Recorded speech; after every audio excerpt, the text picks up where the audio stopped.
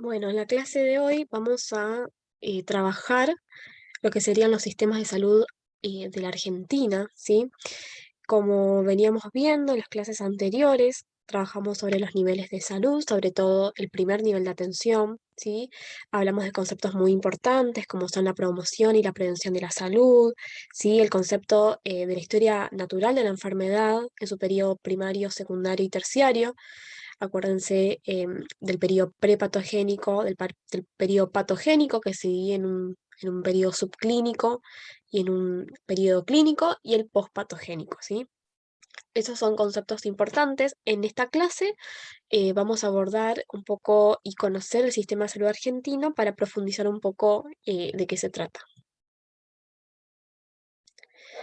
Primero que nada, tenemos que saber que está dividido en tres subsectores. En nuestro país tiene la particularidad de que tenemos un sistema público. Este sistema público es universal, ¿sí? Es para todos. Pueden acceder tanto ciudadanos argentinos como extranjeros. Es libre, no es gratuito, ¿sí?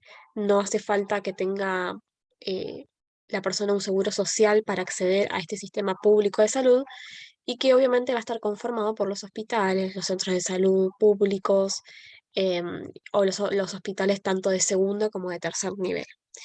El de seguridad social, el sector de seguridad social, está encabezado por lo que serían las obras sociales y el PAMI. En este caso, las obras sociales siempre atribuidos a una persona que trabaja en relación de dependencia y esto hace que pueda alcanzar una extensa cobertura dentro de este sistema, dentro de ese subsector. Y por otro lado tenemos el sector privado, que ya es remunerado, en donde uno paga una cuota mensual para poder acceder a un sistema de salud un poquito más exclusivo, entre comillas, y que esté un poco más adherido a un plano privado. Bueno, esto es un pequeño resumen de los subsectores de salud de nuestro país, ¿sí? El sector público, financiado por rentas generales a cargo del sector público, obviamente. em, la seguridad social, ¿sí? Sobre todo con el aval y con el respaldo del salario de los trabajadores, en donde se descuenta un porcentaje dentro de ese salario para aportarlo a esa obra social. Y dentro de esta obra social también tenemos que tener en cuenta que no solamente cubre a la persona trabajadora, sino que también a su familia dentro de este parámetro de acorde.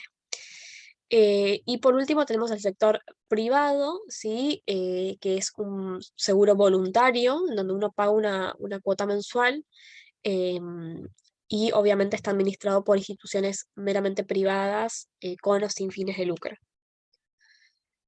Bueno, acá repasando un poquito algunos aspectos importantes, sobre todo para que uno sepa que el tipo de cobertura en el público es universal versus el privado, que son particulares barra exclusivos, y en la obra social que solamente lo pueden llevar a cabo aquellos que estén generando aportes asalariados. Em, y que esto tiene tres principios fundamentales que hacen la diferencia entre uno y otro. El público, como dijimos hoy, em, tiene una cobertura universal, por ende, tiene un principio de justicia social y de equidad en salud, en donde pueden acceder todas las personas, independientemente de su género, independientemente de su recurso económico, independientemente de su nacionalidad. Sobre todo en nuestro país, que tiene este modelo muy fuerte, muy localizado, y que la mayoría de las personas acceden a este sistema público de salud. Por otro lado, tenemos la obra social, que habla un principio de solidaridad entre sus trabajadores o entre personas que también trabajan en relación de dependencia y se adhieren a otras obras sociales, em, y que también generan un bien social, pero ya sí o sí tiene un requerimiento de relación de dependencia. Y el privado, que ya hablamos de un mercantilismo, hablamos de una cobertura que tiene que ver con el mercado y que tiene que ver con lo económico y que solo acceden algunos. Entonces, si hacemos una salvedad y una diferencia entre el sistema público y el privado, podemos identificar grandes rasgos que los diferencian a una de otra, ¿sí? Ni hablar de que el aseguramiento del modelo público está regulado por el Estado, ¿sí? Es cubierto por cada tipo de componente que se regula desde el Estado Nacional, y el privado está justamente administrado por grandes empresas privadas que tienen un fin, o sea, tienen un objetivo muy distinto y muy claro. Obviamente que los tres sistemas, tanto el público como los sistemas de seguridad social, barra obra social y el privado, están regulados por el Ministerio de Salud del país, ¿sí? Esto es algo que está dentro de la gestión. Allí dice Ministerio de Trabajo y Seguridad Social. La verdad es que el Ministerio de Salud del Nacional de la Argentina regula a estos tres, sobre todo el sistema público, pero regula a los tres. Después se subdividen según la provincia o el municipio, que van a tener cada uno su ministerio y su secretaría de salud. Pero a nivel macro, a nivel nacional, el Ministerio de Salud de la Argentina eh, administra y regula a estos tres aspectos de los modelos y a estos tres subsectores del sistema de salud argentino. Bien, esto es otro parámetro importante. Acá vamos a repasar un poco eh, algunos conceptos que tienen que ver la salud y las políticas de salud, tanto a nivel macro como a nivel micro. Cuando hablamos de a nivel macro, estamos hablando de políticas públicas reguladas sobre todo y desde el Ministerio de Salud de la provincia y el Ministerio de Salud del país, en donde es necesario que hayan políticas públicas desde el Estado para llevar a cabo distintas acciones a nivel meso y también a nivel micro. Cuando hablamos de nivel meso nos referimos al sistema de salud propio del equipo de salud, desde un hospital, desde un centro de salud, en donde está compuesto institucionalmente, no solamente y estructuralmente por el centro en sí, sino que también por trabajadores de la salud que hacen y componen a ese sistema. Y después tenemos el nivel micro, que tiene que ver con básicamente la familia, los componentes que rodean al individuo en una comunidad, y que tiene que ver con los hábitos y que tiene que ver con el estilo de vida personal e individual. Después vamos a hablar de salud colectiva y de salud individual como para entender estos conceptos. Pero acá hay tres parámetros muy importantes, que es pensar desde las políticas de salud y el Estado y las expectativas, de acuerdo a las demandas y a las necesidades que tenga una población barra una comunidad, pensar para qué se necesita esto, para qué se necesitan estas políticas públicas de salud, estos programas de salud nacional, ¿para qué? Para que haya justicia social, para que haya una democratización del poder, para que haya para que sea universal, para que haya una equidad en salud y para que todos puedan acceder a ese sistema, para que nadie quede afuera, ¿sí? Para que podamos combatir de alguna manera lo que tiene que ver con la exclusión social, las barreras en cuanto al acceso, que hablábamos la clase pasada con los atributos de la APS, que uno era la accesibilidad. Otro parámetro importante es cómo lo hacen, y lo van a hacer a través de la pluralidad. Acá hablamos de un concepto de salud colectiva, hablamos de la solidaridad entre las personas que componen una comunidad, y que lo hacen a través de una equidad, una universalidad, una satisfacción, bueno, más vida saludable. Ese es el propósito. ¿Para qué? Para poder lograr una mejor calidad de vida. Eh, la equidad en salud tiene que ver con, este concepto es muy importante, voy a remitirme a este gráfico como para hablar un poco de equidad y de igualdad. Em, la equidad en salud tiene que ver con un criterio muy importante que se viene desarrollando hace varios años, ¿sí? En donde hablar o alcanzar la equidad en salud significa que las personas puedan desarrollar su máximo potencial de salud independientemente de su posición social u otra circunstancia determinada por factores sociales. Em, ¿Esto qué quiere decir? Que los recursos que se administren, ¿sí? O que se asignen en salud implica justamente que sean de acuerdo a las necesidades de las personas. Por eso en esta foto tenemos a la personita que obviamente no va a poder, que no va a poder acceder a la vista, en este caso, por supuesto, este es un ejemplo muy especial. En este caso hablamos de equidad porque esta persona no necesita de las cajas para ver el partido, en cambio este sí lo necesita, entonces hablamos de equidad porque esto se, digamos, se moldea de acuerdo a las necesidades de cada persona. Este necesita más que este, ¿sí? Ambos lo necesitan, en cambio este no lo necesita. En cambio, el proceso de igualdad me habla de repartir para todos lo mismo. ¿Y esto qué quiere decir? Que si yo reparto para todos lo mismo, hay personas que se van a llevar de más y hay personas que no van a llegar a nada. Y hay personas que van a llegar a lo justo. De esto se trata cuando uno habla de igualdad y de equidad. Para que tengan en claro que es más importante la equidad que la igualdad. Y que muchas veces estamos acostumbrados a escuchar más conceptos de igualdad que de equidad. En cambio, ahora sabemos que la equidad en salud es mucho más importante porque moldea y asigna los recursos de acuerdo a las necesidades de la población y de la persona, ¿sí?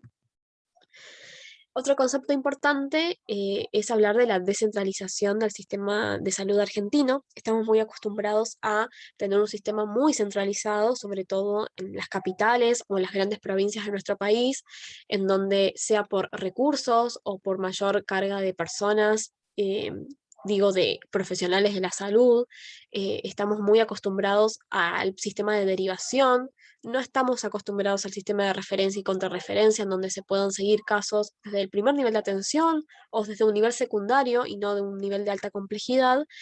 Entonces caemos en esta centralización. ¿Cuál es el concepto de la descentralización entonces del sistema de salud argentino? Justamente el objetivo que se pone es mejorar el sistema de salud en un país y a través de la mejor calidad de atención, ¿sí? Este es uno de de las ventajas que va a proporcionar. Bien, volviendo a las ventajas de la descentralización en salud, eh, hablamos un poco de qué pasaba con la centralización, por qué está nuestro sistema de salud tan centralizado, sobre todo en grandes provincias, en capitales o en grandes hospitales, en grandes centros, instituciones de salud. Pero tenemos que hablar de que las ventajas justamente de la descentralización habla de estas características que son fundamentales. Una es la mejora en la calidad de atención. Sabemos que los turnos y la accesibilidad que hablábamos en las clases anteriores muchas veces se hacen imposibles estas barreras, tanto por una cuestión administrativa como de trámites o como de turnos muy lejanos, justamente porque hay una demanda por demás de acuerdo a lo que puede ese sistema dar. Entonces se cae en esta centralización y se cae en un recurso mal utilizado.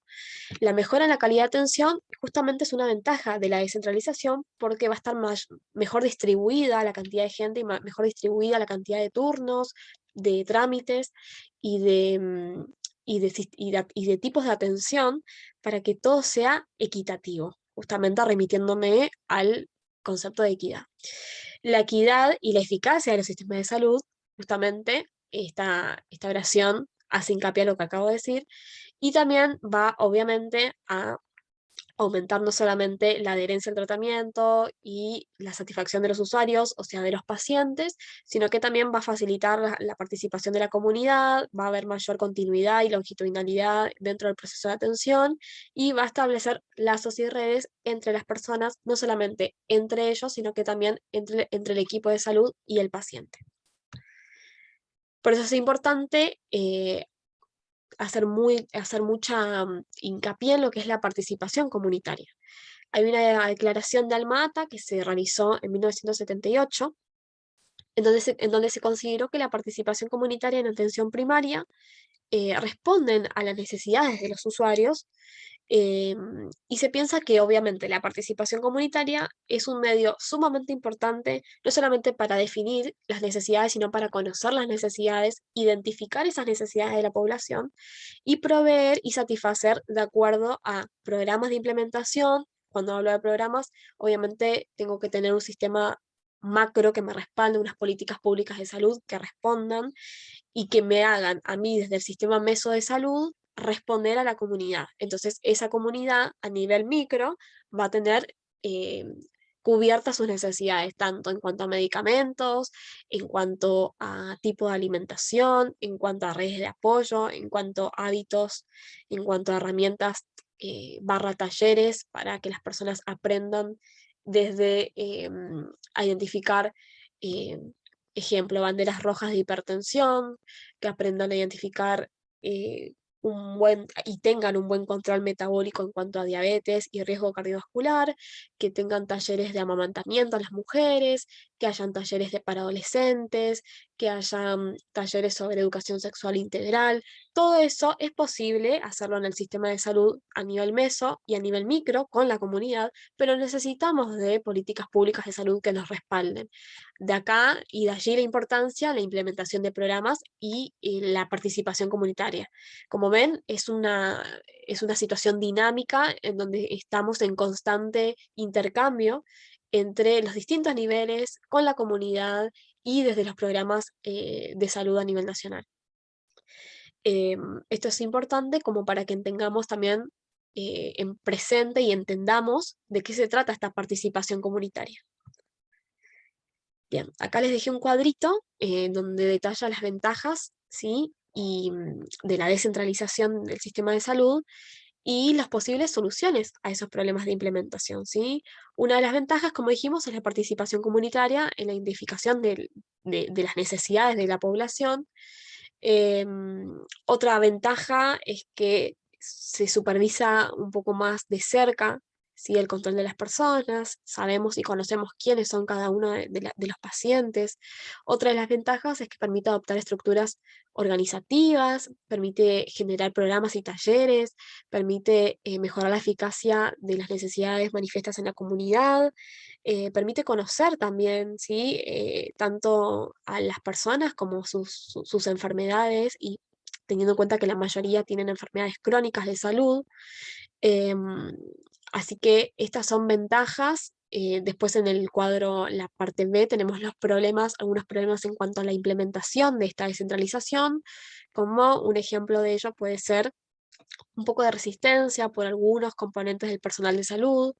Em, Otro puede ser también una falta de participación, tanto de la parte de la comunidad, ¿sí? Obviamente que en cada situación vamos a tener ventajas y desventajas. Lo que es importante es poder abordar y tratar de que todo sea lo mayormente armonioso posible. Bueno, y acá les dejé unos programas de salud, algunos principales que son obviamente sacados de la página oficial del Ministerio de Salud de nuestro país, en donde tenemos varios programas, sobre todo algunos que se utilizan con mayor frecuencia, como son el plan para prevención, diagnóstico y tratamiento del paciente diabético. Hay algo que se llama plan remediar también, en donde se aportan muchos medicamentos de enfermedades crónicas muy prevalentes y de anemias también. También tenemos el programa de Nacional de Chagas. Esto siempre dependiendo de la región de nuestro país en donde nos encontremos, nos va a servir más o menos. También tenemos un programa de prevención de VIH-Sida, hepatitis virales e infecciones de transmisión sexual, en donde siempre se hace la pesquisa, ¿sí? Sobre todo en mujeres embarazadas, en personas que tengan alto riesgo y en la población general por lo menos una vez al año. Y otros programas, bueno, tenemos el control de enfermedades zoonóticas, sobre todo en el norte de nuestro país, teniendo en cuenta la epidemia del dengue, ¿sí? Y otras que tienen que ver con las IRA, infecciones respiratorias agudas, sobre todo en los pediátricos, en los meses de brote de bronquiolitis, ¿sí? Y bueno, para finalizar, les dejé una frase de Ramón Carrillo que dice: todos los hombres tienen igual derecho a la vida y a la sanidad. No puede haber política sanitaria sin política social, y de nada sirven las conquistas de la técnica médica si ésta no puede llegar al pueblo por medio de dispositivos adecuados. Muchas gracias.